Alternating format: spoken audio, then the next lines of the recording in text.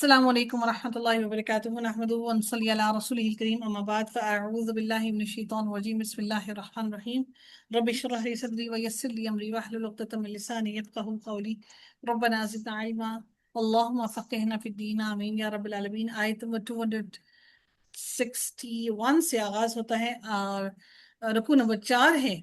اس کی تفسیر کو دیکھتے ہیں۔ اللہ تعالیٰ ارشاد فرماتے ہیں مثل الذین ينفقون اموالہم، جو لوگ اللہ کی راہ میں اپنا مال خرچ کرتے ہیں ان کی مثال ایسی ہے جیسے ایک دانہ بویا، یعنی کہ زمین میں ایک دانہ بویا اور اس سے جس سے 7 بالیاں اگی۔ جیسے ہم لوگ گندم کا ایک دانہ ہم بوتے ہیں زمین کے اندر، پھر اس سے 7 بالیاں اگتی ہیں اور ہر بالی میں 100 دانے ہیں، اور اللہ تعالیٰ جس کے لیے چاہے اس کا اجر اس سے بھی بڑھا دیتا ہے۔ اللہ تعالیٰ نے واضح طور پر ہم سب کے لیے بیان فرمایا کہ صدقے کے اجر کے بارے میں فرمایا کہ اللہ تعالیٰ نے کیا فرمایا کہ اگر اس کی مثال اس طرح سے ہے کہ جیسے انسان نے ایک دانہ زمین میں بویا اور اس سے پھر 7 بالیاں نکلی اور ہر بالی میں سے 100 دانے نکلے، اور یعنی کہ 7 بالیاں نکلی اور ان 7 بالیوں میں سے ہر خوشے میں سے 100 دانے نکلے۔ اللہ تعالیٰ انسان کے اجر کو بھی اسی طرح سے بڑھا دیتا ہے، اور اللہ چاہے تو وہ 100 دانوں کے بجائے اللہ اس کو کئی گنا زیادہ بڑھا دے۔ اللہ تعالیٰ فرماتے ہیں اور اللہ تعالیٰ بڑی وسعت والا، سب کچھ جاننے والا ہے۔ اللہ تعالیٰ نے اپنی یہ صفت کیوں بیان کی؟ اس لیے بیان کی کہ جس کے پاس وسعتیں ہوتی ہیں وہی زیادہ عطا کرتا ہے۔ اللہ تعالیٰ بہت بڑی وسعتوں والا ہے، اسی وجہ سے اللہ تعالیٰ اپنی انسان کے مال کو کئی گنا زیادہ، اجر و ثواب کو کئی گنا زیادہ بڑھا دیتا ہے۔ ہمیں یہ لگتا ہے ایسا کہ جس طرح سے ہمارے مال میں کمی آ گئی ہے، لیکن در حقیقت کسی پر خرچ کرنے سے مال میں کمی نہیں آتی، بلکہ صدقہ خیرات کرنے کی وجہ سے اللہ تعالیٰ نے ہمیں جو مال اور دولت عطا کیا اس میں کئی گنا زیادہ برکتیں عطا کر دیتا ہے۔ جو رزق ہمارا مقرر کیا گیا ہے وہ رزق ہمیں اتنا ہی ملنا ہے، لیکن صدقہ خیرات کرنے کی وجہ سے ہمارے اس رزق کے اندر کئی گنا زیادہ اللہ تعالیٰ اس میں برکتیں عطا کر کے ہمیں اس کو کئی گنا زیادہ بڑھا کر عطا کر دیتا ہے۔ اس لیے جتنا ہو صدقہ خیرات کر کے اپنے رزق کو اللہ تعالیٰ سے بڑھوائیے۔ اسی لیے اللہ نے فرمایا کہ وہ 700 گنا تک، اور جس کے لیے چاہتا ہے اس سے بھی کئی گنا زیادہ تک اس کو بڑھا کر عطا کر دیتا ہے، کیونکہ اللہ تعالیٰ بڑی وسعت والا ہے اور وہ سب کی نیتوں کو جانتا ہے کہ کون کس نیت سے اللہ کی راہ میں خرچ کر رہا ہے۔ رب کائنات نے فرمایا الذین ينفقون اموالہم، وہ لوگ جو مال اللہ کے راستے میں مال خرچ کرتے ہیں، پھر جو انہوں نے خرچ کیا اس کے پیچھے نہ کسی طرح کا احسان جتلاتے ہیں۔ یعنی جب وہ اللہ کی راہ میں خرچ کرتے ہیں تو خرچ کرنے کے بعد وہ نہ تو اس انسان پر احسان جتلاتے ہیں اور نہ ہی پھر بار بار اس کو تنگ کرتے ہیں۔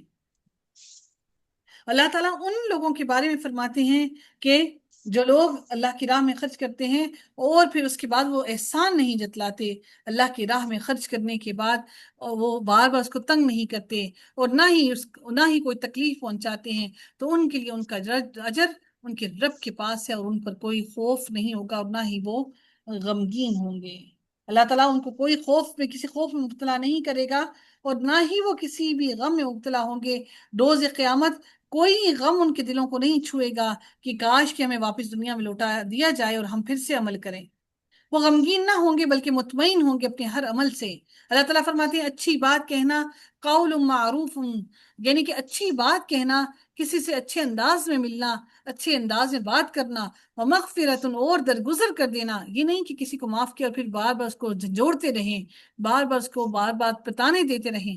اللہ نے فرمایا کہ اچھی بات کہنا اور درگزر کرنا اس صدقے سے کئی گنا زیادہ بہتر ہے جس کے پیچھے تمہیں کسی کو اذیت پہنچاتے ہو۔ یعنی تم نے صدقہ کر دیا اور پھر بار بار اس کو جتلاتے ہو، اس سے کئی گنا زیادہ بہتر ہے کہ تم کیا کرو کہ تم اچھی بات کہہ دو۔ آپ صلی اللہ علیہ وسلم فرمایا 3 آدمی ہیں جن سے اللہ تعالیٰ قیامت کے دن کلام نہیں کرے گا، ان کی طرف نظر رحمت نہیں کرے گا اور نہ ہی ان کو ان کے گناہوں سے پاک کرے گا، ان کے لیے دردناک عذاب ہے۔ رسول اللہ صلی اللہ علیہ وسلم نے 3 دفعہ یہ الفاظ ارشاد فرمائے۔ سیدہ ابو ذر غفاری رضی اللہ تعالیٰ عنہ فرماتے ہیں کہ یہ ناکام اور نامراد ہو گئے، اللہ کے رسول یہ کون ہیں؟ آپ صلی اللہ علیہ وسلم نے فرمایا تہبند نیچے لٹکانے والا، یعنی جو شلواریں ہمارے مرد اپنی شلواریں اپنی پینٹیں جو نیچے لٹکانے سے مراد کیا ہے؟ اپنے ٹخنوں سے نیچے کرنا۔ तहबंद नीचे लटकाने वाला, एहसान जतलाने वाला, और झूठी कसम खाकर अपने माल फरोख्त करने वाला। अल्लाह ताला ऐसे लोगों की तरफ अपनी रहमत की नजर भी नहीं करेगा और उनको माफ भी नहीं करेगा। हमें ये बात बड़ी ही आम लगती है, हमारे घर के तमाम मर्दों को की शलवारें नीचे लटक रही होती हैं, उनकी टखने उनके नंगे नहीं होते, तो याद रखिए कि अल्लाह ताला उनकी तरफ अपनी रहमत की नजर भी नहीं करेगा, अल्लाह ताला उनको गुनाहों से पाक भी नहीं करेगा।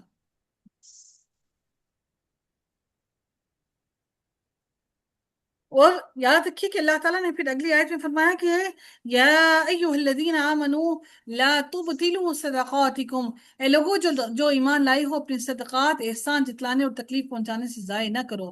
उस शख्स की तरह जो अपना माल लोगों को दिखाने के लिए खर्च करता है और वो अल्लाह ताला और आखिरत के दिन पर ईमान नहीं रखता, तो उसकी मिसाल एक साफ चट्टान की मिसाल जैसी है जिस पर कुछ मिट्टी हो, फिर उस पर जोरदार बारिश पड़े तो उसको एक सख्त चट्टान छोड़ जाए। अब इससे मुराद क्या है? बड़ी अहम तरीन बात है कि आप सल्लल्लाहु अलैहि वसल्लम ने फरमाया कि हर मुसलमान को जरूर सदका करना चाहिए। सहाबा कराम ने अर्ज किया, अल्लाह के रसूल, जिसके पास माल ना हो तो आपने फरमाया वो हाथ से मेहनत करे, खुद भी फायदा उठाए और खैरात भी करे। जिसके पास माल जमा नहीं किया हुआ ये ना सोचे कि हमारे पास माल जमा होगा तो तभी हम सदका करेंगे, बल्कि नबी पाक ने कहा कि अपने हाथ से मेहनत करे और फिर उस हाथ से की गई मेहनत से खैरात करे। साहबा कराम ने अर्ज किया, अगर ये भी ना हो सके तो फरमाया कि वो किसी शिकस्ता दिल जरूरतमंद की इमदाद करे, यानी जिसका दिल उदास हो गया, जिसका दिल गुमराही में मुब्तला हो गया, उसकी मदद करे कि उसके दिल को ऐसी बातें उसको बताए कि उसका दिल अल्लाह की तरफ रागिब हो जाए और उसका दिल अल्लाह की तकवे से भर जाए, यानी ये भी सदका है। साहबा कराम ने अर्ज किया, अगर ये भी ना हो सके तो फिर फरमाया कि अच्छी बात पर अमल करें और बुरी बात से परहेज करें, इसलिए इसके लिए ये भी सदका है, यानी सदका करना हर किसी के लिए लाजिम है। रसूलुल्लाह सल्लल्लाहु अलैहि वसल्लम ने फरमाया कि आग से बचो, खा खजूर का एक टुकड़ा सदका करके ही क्यों ना बचो, यानी खजूर के टुकड़े को सदका करके भी क्यों ना उस आग से बचो। एक आदमी ने आपसे पूछा, अल्लाह के रसूल, कौन सा सदका अजर के लिहाज से बड़ा है? तो आप सल्लल्लाहु अलैहि वसल्लम ने फरमाया, जो रमजान में दिया जाए वो बेहतर है, यानी रमजान में दिया गया सदके का जाहिर बात है कई गुना ज्यादा अजर और सवाब मिलेगा। सईद अबू हुरैरा कहते हैं कि मैंने रसूलुल्लाह सल्लल्लाहु अलैहि वसल्लम से पूछा, कौन सा सदका अफजल है? फरमाया, तंग दस्त जो अपनी मेहनत में से सदका करे, और तो उन उन और तू उनसे इब्तदा कर जो तेरे जेरे कफालत हैं, यानी अपने अजीज और कारिब से पहले इब्तदा करो। हम बाहर लोगों को देते रहते हैं और अजीज और कारिब को छोड़ देते हैं। एक दफा एक आदमी ने आपसे सल्लल्लाहु अलैहि वसल्लम से यही सवाल किया कि कौन सा सदका अफजल है? आपने जवाब दिया, जो सदका तू तंदुरुस्ती की हालत में करे जबकि तू हिर्स रखता हो, फिक्र से, यानी कि फकीर होने से डरता हो, दौलत की ख्वाहिश भी हो तुम्हें, लिहाजा सदका करने में जल्दी करो। ऐसा ना हो कि जान लबों पर आ जाए और तू कहने लगे इतना फलां को दे दो, इतना फलां को दे दो, हालांकि उस वक्त माल उसका नहीं बल्कि उसके वारिसों का होता है। अब जो रियाकारी की बात की गई कि रियाकार की नीयत ही दुरुस्त नहीं होती, और नीयत असल हकीकत होती है। इंसान जब रियाकारी लोगों को दिखाने के लिए जब कोई खर्च करता है तो अल्लाह ताला उसको कबूल नहीं फरमाते। अल्लाह ताला ने बयान फरमाया कि एक साफ चिकना सा पत्थर हो जिस पर थोड़ी सी मिट्टी पड़ी हो, उसमें वो अपना बीज डालता है, यानी नीचे पत्थर है, उसकी जड़ें कहाँ जाएंगी? वो जड़ें उसकी पत्थर में तो जाके पेवस्त नहीं होंगी, और जब बारिश होती है तो पानी मिट्टी को बहा कर ले जाता है, वो चट्टियल पत्थर रह जाता है। अब बीज उस मिट्टी के साथ बह जाता है, लिहाजा अब उससे कोई पैदावार हासिल नहीं होगी। रियाकार दरअसल अल्लाह पर और रोज आखिरत पर पूरी तरह ईमान नहीं रखता, वो तो लोगों को खुश करने के लिए अमल करता है। अल्लाह ताला के यहाँ अजर और सवाब पाने की उसकी नीयत ही नहीं होती।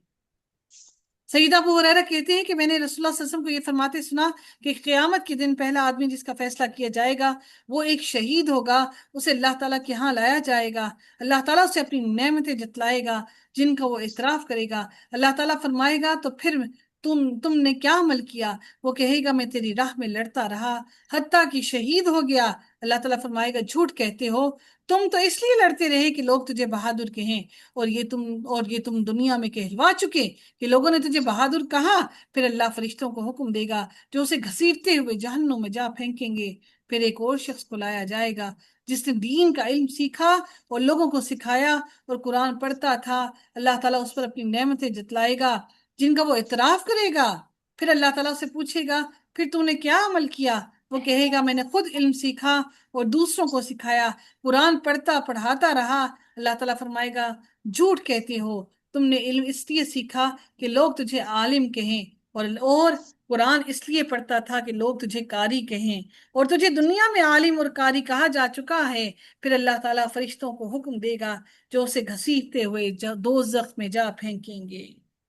फिर एक और शख्स को लाया जाएगा जिसे अल्लाह ने हर किस्म के अम्वाल से नवाजा था। अल्लाह उसे अपनी नेमतें जतलाएगा जिसे वो इतराफ करेगा। फिर अल्लाह उसे पूछेगा फिर तूने क्या अमल किया?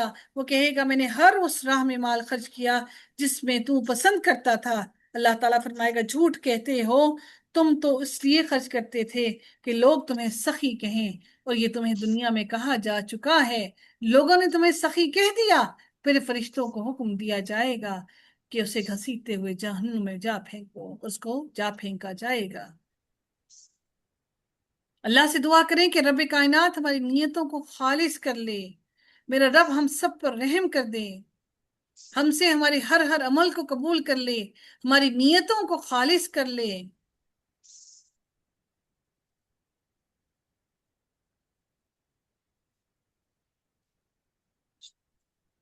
ऐसा ना हो कि हम खुद को थकाते रहें और रोज क़यामत हम खाली हाथ रह जाएं और हम कुछ भी लेकर ना जा सकें। अल्लाह रब्बुल इज्जत ने फिर अगली आयत में मजीद इरशाद फरमाया वमथलुल लज़ीना युनफिकूना अम्वालहुम इब्तिगाअ मर्दातिल्लाह, और जो लोग अल्लाह की रजा और अपनी पूरी दिलजमई के साथ अपने माल खर्च करते हैं, उनकी मिसाल ऐसी है जैसे किसी बुलंद जमीन पर एक बाग हो। पहले की चट्टियल पत्थर की बात थी, चिकना पत्थर है। चिकनी क्यों कहा गया? क्योंकि आप जब किसी चीज पे ऑयल लगाते हैं, चिकना करते हैं, तो उस पर कोई चीज ठहर नहीं पाती, उससे स्लिप होकर गिर जाती है। अब अल्लाह ताला ने फरमाया जो अल्लाह की राह में खर्च करते हैं तो उसकी मिसाल एक बाग जैसी है कि अगर वो ऊंची जगह पर है, रब्वा यानी कि ऊंचे मकाम पर है, कि अगर उस पर जोर का मीना बरसे तो वो दुगना फल देगा, यानी उसका मौसम बेहतरीन है। रब्वा से मुराद क्या है कि यानी कि भरना फलना फूलना। रब्वा से मुराद ऐसी ऐसी जमीन है जो सतह जमीन से बुलंद होती है और नरम भी होती है। ऐसी जमीन अमूमन सरसब्ज और शादाब होती है। और वाबिलुन कहते हैं जोरदार बारिश से। इससे मुराद क्या है कि इंसान की खलूस नीयत, अपनी नीयत से अल्लाह की रजा को हासिल करने के लिए वो माल को खर्च करे। जब उस पर हल्की सी बारिश पड़ती है तब भी फल देता है, और अगर बारिश ना भी पड़े, बारिश ना भी हो, तब भी वो फल दे। यानी अगर बारिश नहीं होती तो बारिश होती है तो दुगना फल देती है, और बारिश नहीं होती तो फिर कम फल देती है, लेकिन फिर भी फल फल देती है। तो अल्लाह ताला ने फरमाया कि उसका वो फल फल फिर भी लाती है, और अगर जोर का मीना बरसे तो फवार ही काफी होती है। यानी हल्की सी बूंदाबांदी भी हो जाए तो भी उसके लिए फसल देने के लिए, उसको फल देने के लिए काफी है। अल्लाह ताला फरमाते हो जो काम तुम करते हो अल्लाह ताला उसे देख रहा है। अल्लाह ताला फरमाते हैं यवद्दु अहदुकुम अन तकून लहू जन्नतुम मिन नखील व अनाब, क्या तुम में से कोई शख्स ये पसंद करता है कि उसका खजूर और अंगूर का एक बाग हो जिसके नीचे नहरें चलती हों, जिसमें हर तरह के मेवे पैदा होते हों, और उसे बढ़ापा आ ले और उसकी औलाद छोटी हो। इन हालात में कि इसके बाग को एक आग का बगुला आ ले और जिसमें आग हो और वो बाग को जला डाले, यानी इतनी मेहनत करके उसने बाग में सब कुछ लगाया और वो सब कुछ जलकर राख हो गया। अल्लाह ताला इसी अंदाज से अपनी आयत खोल खोल कर बयान करता है ताकि तुम गौर व फिक्र करो, ताकि तुम क्या करो, लकुम आयात लअल्लकुम ततफक्करून।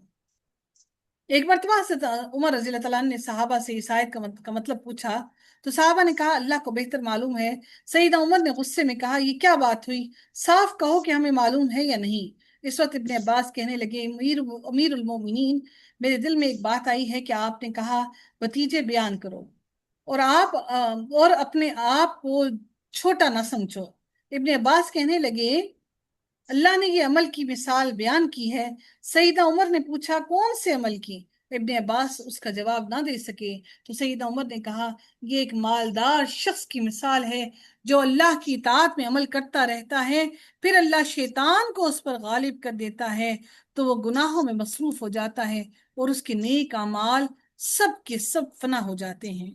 یعنی ایسے شخص کی حالت یہ ہوتی ہے کہ اسے بڑھاپے میں باغ کی پیداوار کی انتہائی ضرورت ہوتی ہے اور وہ نئے سرے سے دوبارہ سے باغ لگانے کی طاقت بھی نہیں رکھتا اور اس کے پاس وقت بھی نہیں ہے اور اس کے بچے اس کی مدد بھی نہیں کر سکتے، بلکہ وہ خود اس سے زیادہ بچوں سے زیادہ محتاج ہیں، بچے اس سے باپ سے زیادہ محتاج ہیں، لہٰذا یعنی باپ بھی محتاج اور بچے باپ سے زیادہ محتاج، لہٰذا کوئی نیک عمل مثلا خیرات کرنے کے بعد اس کی پوری محافظت کرنا بھی ضروری ہے، اس کی حفاظت کرنا بھی ضروری ہے، یعنی احسان جتانے، شرک کر بیٹھنے اور تیور چڑھانے بالکل ایسا ہی ہے جیسے اپنے باغ کو اپنے ہاتھوں سے جلا ڈالے، آخرت میں سے اپنے اعمال میں سے کوئی چیز ہاتھ نہ آئے گی جبکہ اسے اعمال کی شدید ضرورت ہوگی۔ اس حدیث میں شیطان کے غالب آنے سے مراد انسان حصول مال میں اس قدر مگن ہو جاتا ہے کہ اللہ تعالیٰ کی اطاعت سے بے پرواہ ہو جاتا ہے یا ایسی نافرمانیاں کر لیتا ہے کہ کفر اور شرک میں مبتلا ہو جاتا ہے جس سے اس کے تمام اعمال ضائع ہو جاتے ہیں۔ اللہ تعالیٰ سے دعا ہے کہ رب کائنات ہمیں عمل صالح کرنے کی توفیق عطا فرمائے، ہمیں استقامت نصیب فرمائے اور ہمیں اپنے اعمال محفوظ کرنے والے لوگوں میں شامل فرمائے۔ اللہ تمہارے تمام اعمال کو محفوظ کر لے اور ہم سب سے راضی ہو جائے، آمین یا رب العالمین۔ وآخر دعوانا الحمد للہ رب العالمین، صلی اللہ تعالی علی خیرہ خلقہ اجمعین برحمتک یا ارحم الراحمین۔ سبحانک اللہم و بحمدک نشہد لا الہ الا انت نستغفرک ونتوب الیک۔ السلام علیکم ورحمۃ اللہ وبرکاتہ۔